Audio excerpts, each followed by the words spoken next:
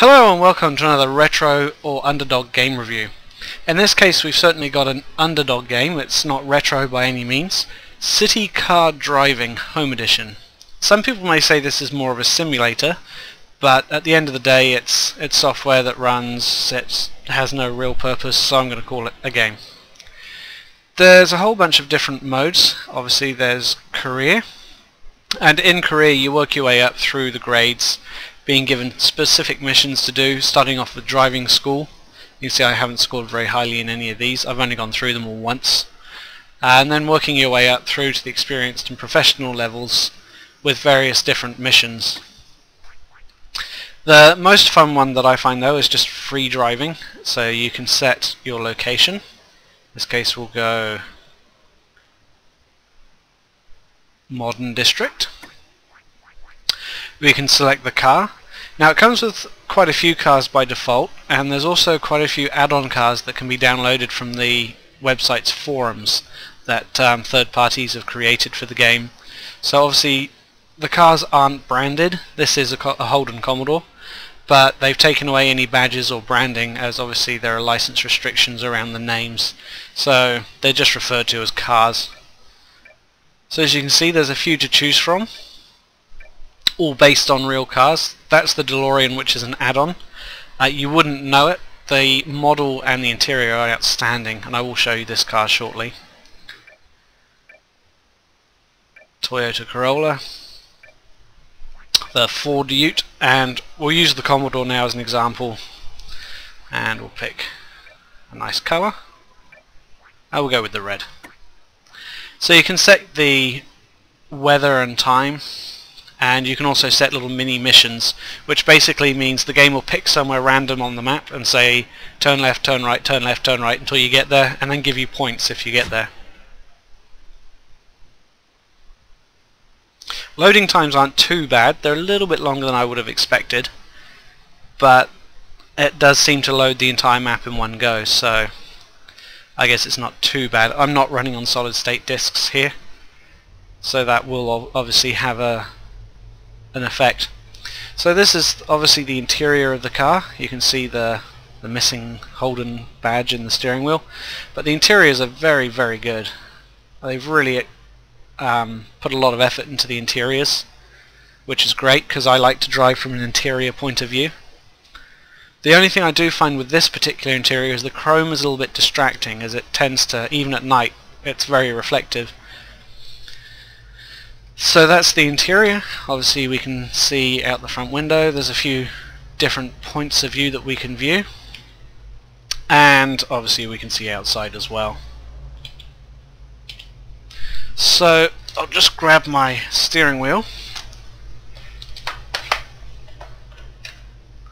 and the game's got a few interesting rules. Some of them make sense and some of them are obviously inspired. I believe the game's Russian, so I think the city's based on a Russian city and also Russian road rules, although I do have it in left-hand drive mode at the moment.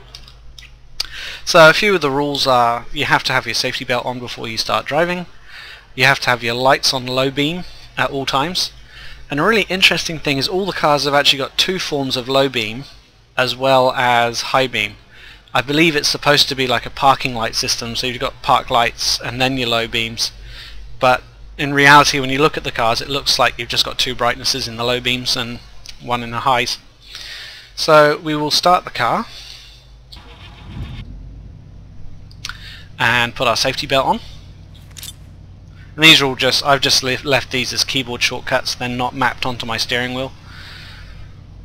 And apply brake, first gear, handbrake off, and we'll just start indicating left and pull up to the road some.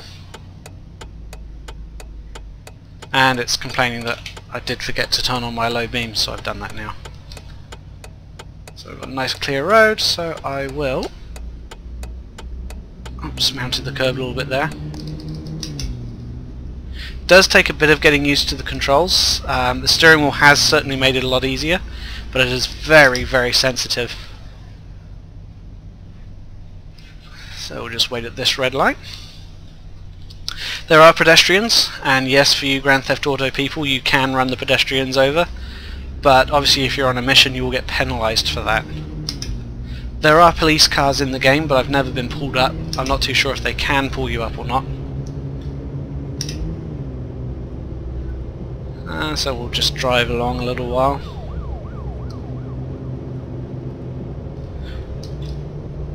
One thing that does annoy me a little bit is everyone else seems to break the speed limit.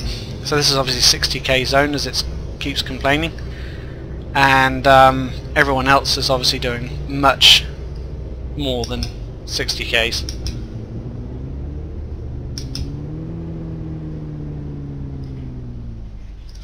So I think we'll follow this van around. So you can see just by driving around a little bit you get a reasonable idea of the graphics. The city graphics are they're good. I wouldn't say they're outstanding, but at the end of the day it's a city, there's not really a lot to see.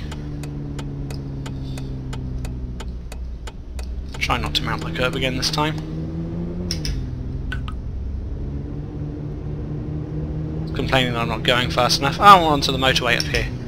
So we will join up into the motorway. Whoops. Forgot how sensitive this car was.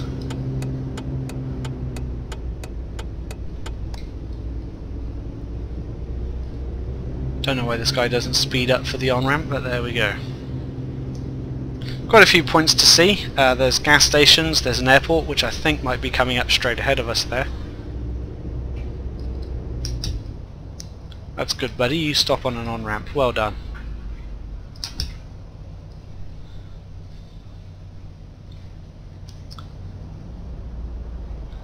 Can't really see. Oh, there we go.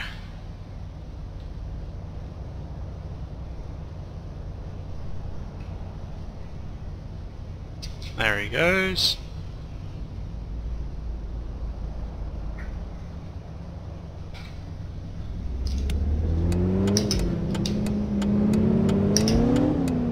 That was a terrible bit of driving. As I say, this car is extremely sensitive.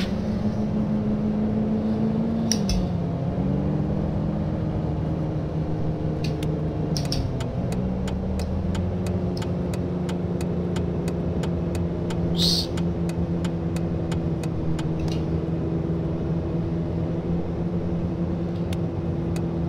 And we'll just take the next off-ramp.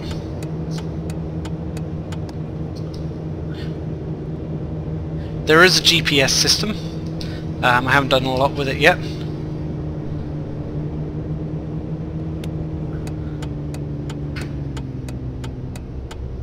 There we go, and we're off the motorway. So I'll just find somewhere to park up.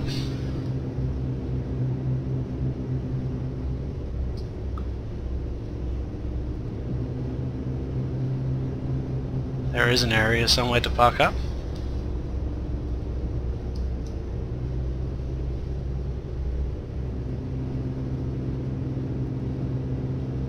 Seems to be the never-ending off-ramp.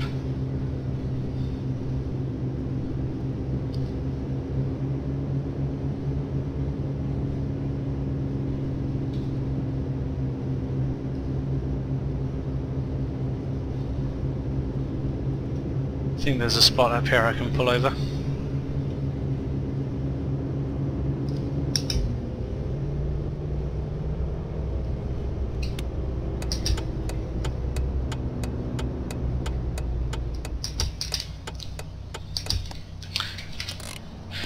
So that's basically free driving mode, and obviously you get an idea of the quality of cars. I'll also show you the only car that I've downloaded, which is the DeLorean, just to show the quality. There's not a lot of difference, if any, to be honest, between the qualities. I often find with third-party add-ons for games that specifically car games, you find things like the interior's missing, or you know, the quality's just not quite there. But as you can see from this, the quality of the interior is just as good as the default ones. All the gauges work. So if I start the engine, you can see the RPM gauge works perfectly, and also the handbrake. You can see the wee light goes out. And if we look outside the car, so we've got a nice bonnet view, and then rear, all the lights work. So that's headlights, brake lights, reversing lights,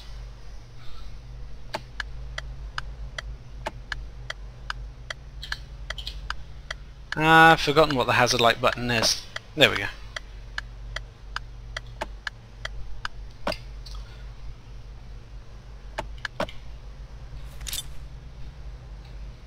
And front view. And you can, of course, if I can remember how, look left and right. So you can see the models are very, very good, even for the add-on cars. And to give you an idea of the career options,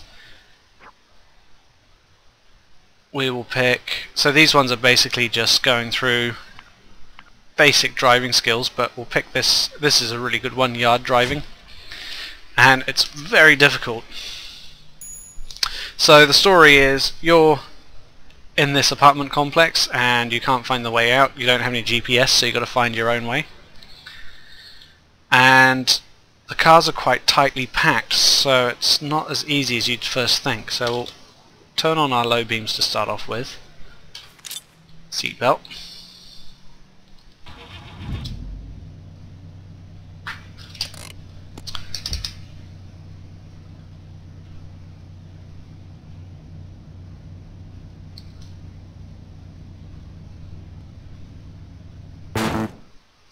Whoops. Let's start that again.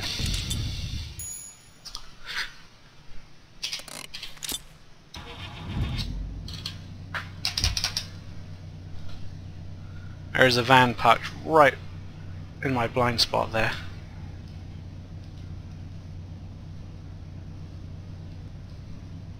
I think I've cleared it this time. Yep. A little bit too far, but here we go.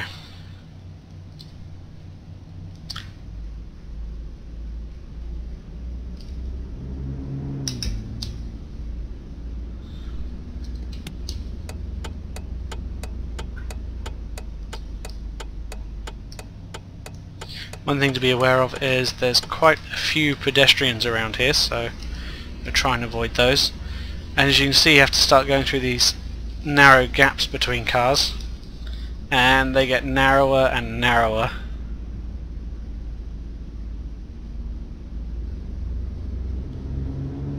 It's a 20k speed limit in this area too.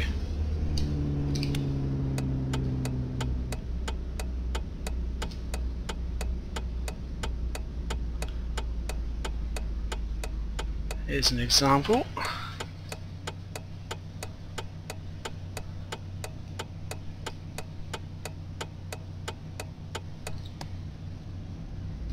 Let's take it slow and work our way through.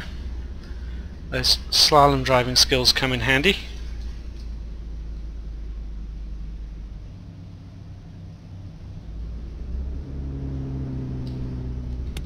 We'll go this way, I think. No, we won't.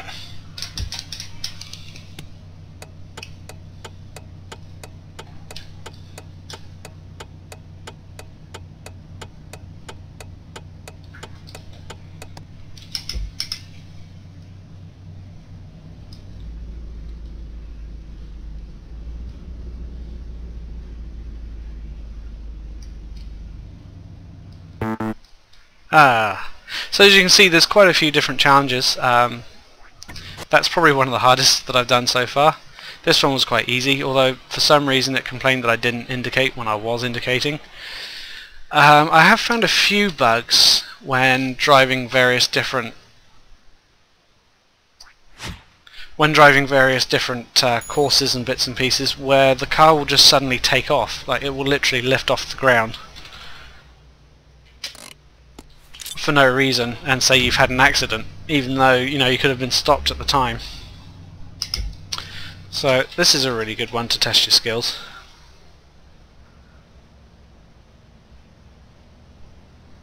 Unfortunately, as far as I can tell, you can't use your add-on cars for the built-in missions, unfortunately.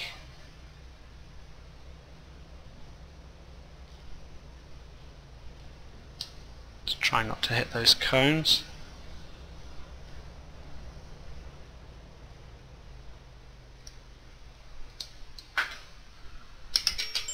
So that's, you know, one of the basic ones.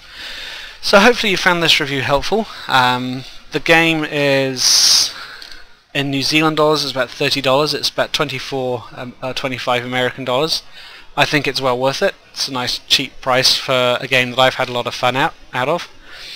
And hopefully this might sway you towards purchasing the game if you have been thinking about it. Thanks again for watching, and I'll see you in the next video.